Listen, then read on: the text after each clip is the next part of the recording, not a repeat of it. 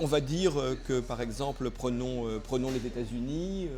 Aux États-Unis, on dira quelqu'un comme Gus Van Sant, David Lynch ou David Cronenberg. Ils ont fait des films dans l'industrie, ils ont fait des films dans des conditions beaucoup plus fragiles, voire expérimentales. Ils circulent entre l'un et l'autre, mais enfin c'est vrai qu'ils sont représentatifs d'une invention, d'une créativité qui est spécifique au cinéma indépendant parce que il y a cette liberté d'écriture, cette liberté de syntaxe, cette liberté de vision aussi. Hein, voilà.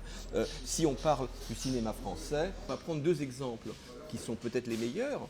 Truffaut et Romer, ce sont deux cinéastes qui se sont préoccupés non seulement de construire une œuvre parfaitement cohérente et à la première personne, mais surtout de construire un outil de production indépendant, d'être libre de l'industrie, d'être parfaitement libre par rapport à l'industrie du cinéma et à faire un cinéma qui par ailleurs était extrêmement, on va dire, populaire et même internationalement. Donc je trouve que de ce point de vue-là, c'est le meilleur exemple possible parce que ni Romer ni Truffaut, et encore moins Godard, disons, n'ont eu de compte à rendre à l'industrie ou à des interlocuteurs qui avaient à voir, je dirais, avec le formatage.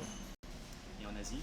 Oh ben en Asie, aujourd'hui, on va dire que tous les grands cinéastes sont des cinéastes indépendants, littéralement sans exception, que ce soit à Wong Kar-wai, à Hong Kong, Hossia Hsieh, Tsai Ming-liang à Taïwan, Jia Zhangke et Yuli Kuai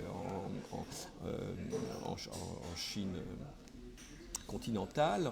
On pourrait en nommer d'autres, Briante Mendoza aux Philippines, je veux dire, toute la génération récente des jeunes cinéastes, enfin plus si jeunes d'ailleurs, japonais. Enfin, disons que le cinéma asiatique, il est globalement un cinéma indépendant. Le cinéma de l'industrie est un cinéma beaucoup plus commercial, très peu exportable et au fond moins intéressant.